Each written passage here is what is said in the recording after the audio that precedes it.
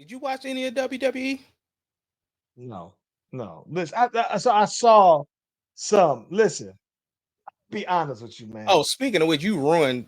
You did spoil some stuff for me. I needed to tell you that too. What I spoil? Huh? What I spoil? You spoiled the ending of doggone Evolution. I was literally watching Evolution.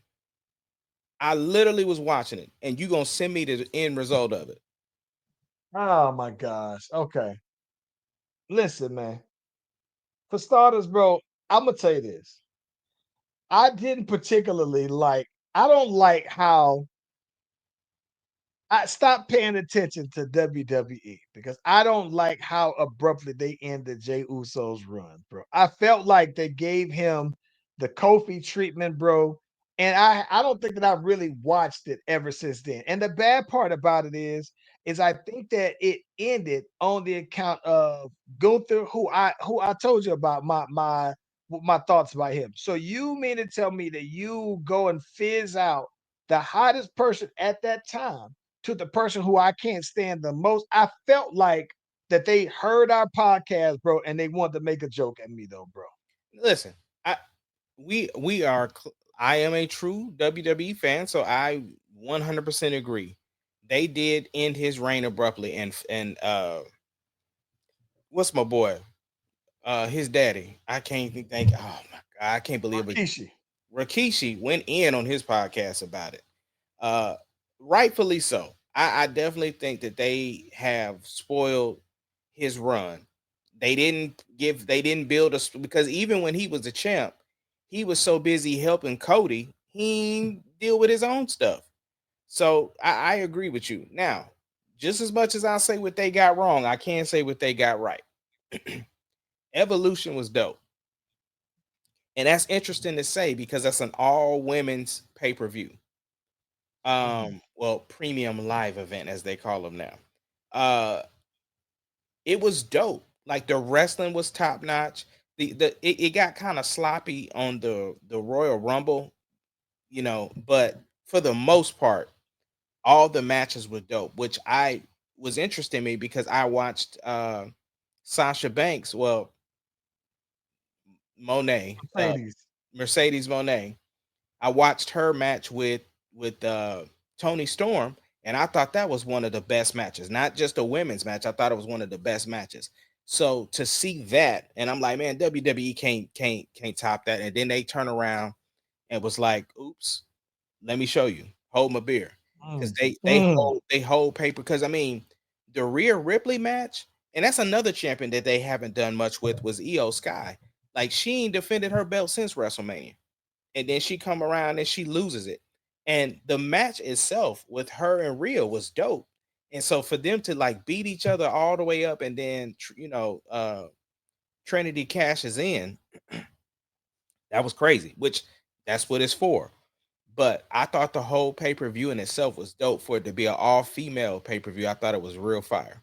They got Charlotte over in the background looking like, oh really? Oh really? No, no, So Charlotte they is actually busy right now.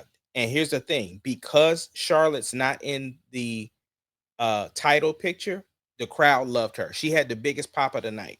And that's mm, because it's her and Alexa Bliss like working together. They got two different personalities and they're like working to be the tag team champions. So I thought that was real dope. But she had the biggest pop of the night, and that's because she's not in the title picture. yeah, like they gonna try to they go before they know it, they gonna put in like I don't know. It wouldn't be a bad thing if Jade Cargill won the title, her first title from Trinity, but I hope she don't. I hope she don't too. She ain't ready. They put good people around her to help her. She It's a noticeable difference. They protected her in AEW, and again, I don't have not a bad thing to say about Jade Cargill. She looks great. She's a She's superstar, fine. Yeah. but she's not quite the wrestler yet. Not the caliber of wrestler that they are looking for. Because when the Divas was there, it was like you got to look fine first, and then if you can wrestle, that's cool. But then it changed, right? Because then people started to be able to wrestle because the Charlotte Flairs came in there, because the Sasha Bankses came in there, and the Baileys.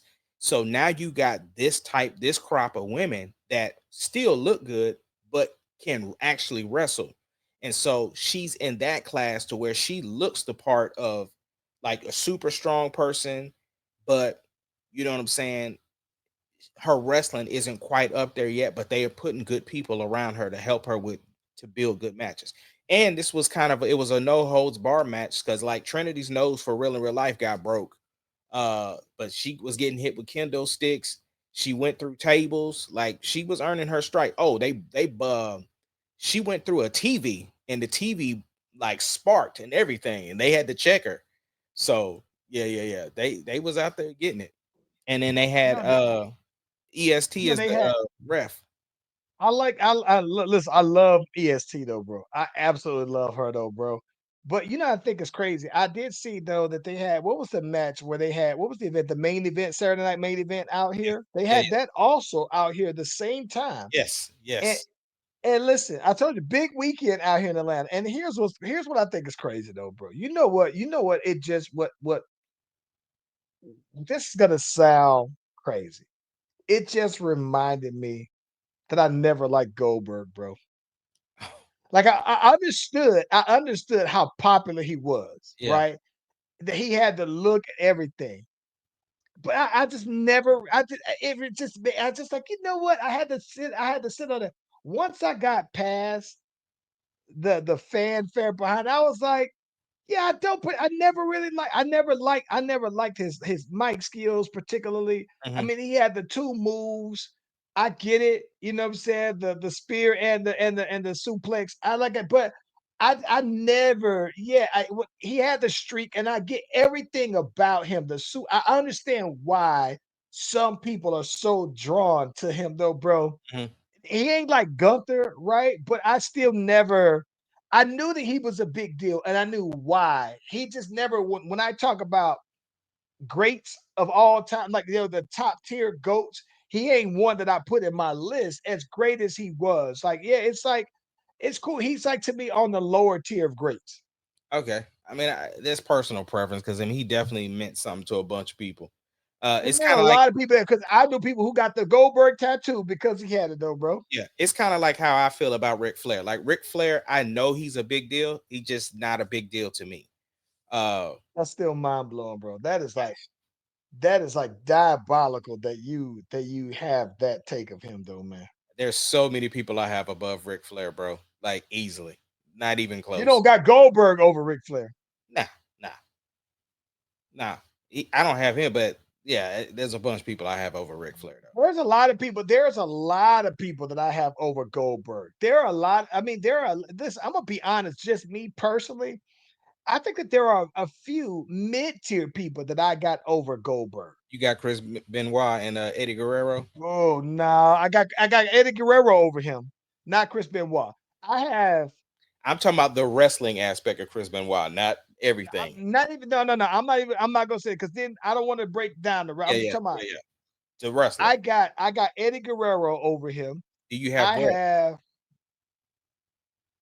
Yes, I do have Bret the Hitman Hart, but I have Bret lower than some people do apparently. Okay. Let me ask you Um, these three names. Just say yes or no. Shawn Michaels. yes, I have over him Yeah, yeah. Stone Cold. very easily. Yeah, Undertaker. yeah. Those guys. If Goldberg isn't even in their category. You No, know where I over have Ric Goldberg? Flair. Ric Flair.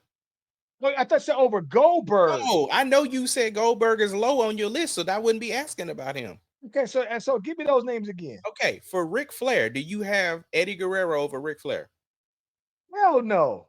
Do you have Chris Jericho over Ric Flair? Hell no. Do you No. have Stone Cold over Ric Flair? No.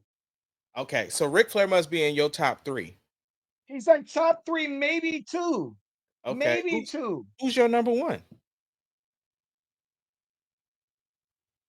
Just the wrestler, because I know Hogan is there. Just So wrestling. Ric Flair is. I'm sitting here.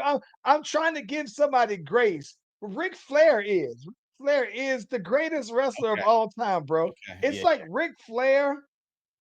So it's like Ric Flair, The Rock, Stone Cold. all of those guys are after. Like so to me, it's like this. Uh the Undertaker, Shawn Michaels, The Rock, Triple H, like all those guys start after Ric Flair. So after you set Ric Flair here, and then you can put those guys like who's the next up after Ric Flair. But to me, it always starts with Hulk Hogan. He's after Ric Flair. It's like I know that Hulk Hogan is probably the most popular wrestler of all time, right? But no, Ric Flair is like I think Ric Flair is yeah, he's easily for me the greatest wrestler of all time though, bro. Okay, before we, because I want to talk about AEW, but I because I got to tell you about that last match, and I sent you the clip of the boy Mox, and Yes. okay, Yes. let's ask AI though. Uh, hey Google, what's the top 10 wrestlers of all time?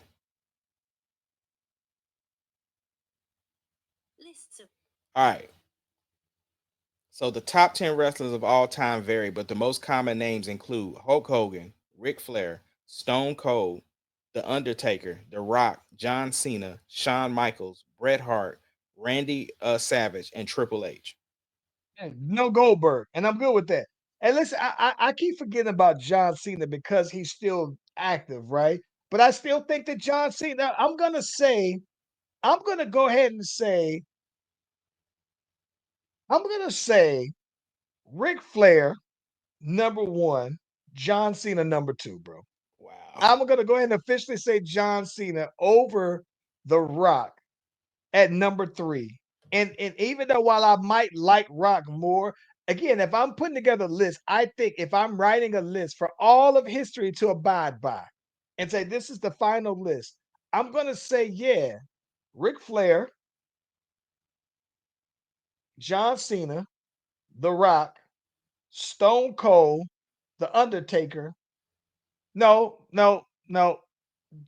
I don't want to put Hulk Hogan in my list. Bro, it's But just the wrestling. We okay, forget listen, listen, it's listen, just the listen. I'm just wrestling. saying, just goes Ric Flair, John Cena, Hulk Hogan, The Rock, Stone Cold, and at number six would be The Undertaker. Okay. Yeah. After The Undertaker, no. After The Undertaker, it's Sting. All right. You ain't got Ultimate Warrior in your list nowhere? No, I don't got Undertaker. He's probably not in my top 20. Ultimate Warrior. No, no, Okay. no. I think that no, not at all. I don't have the Ultimate Warrior over Eddie Guerrero if I was putting together a list. Chris Jericho is up there somewhere. Like, unfortunately, the AEW stuff, I'm gonna let him slide because that's not where like Chris Jericho has been relevant for so long and he's been able to reinvent himself. He's up there. I have Chris Jericho well over the Ultimate Warrior, bro. Okay. All right. So AEW had their WrestleMania, so it's called All In, or yeah, I think it's All In. And John Moxley was a kid in the candy store because he got to do a Texas death match in Texas. It is classic that ever since he's been in AEW, he wants to bleed every minute, moment that he possibly can. Like he loves bleeding. Bro, I literally had to turn it off when Adam Page, Hangman, started jabbing him in the head with that fork, and his head just started bleeding, bro. I said I could, my tendons was hurting, bro. My ligaments and everything in my soul was hurting when he was jabbing him in the head with that fork, bro. I said, listen, I don't know how they did it because Bubba Ray was trying to explain it how they, because they everything is kind of rigged for stuff. I don't know how they rigged it, bro, but I just think John was like, "Nah, bro, just stab me, bro. Just He would say he said he got it ain't no faking, no CGI with him, no prep. He said, "Bust me open, listen." man." It was so much blood in that match from both of them. Now I was able to go back and watch the clip. I sent you the clips of everything, and it looked cold. Like the Young Bucks end up coming down at one point. They done put my man Will Offspray. They done concertoed him out.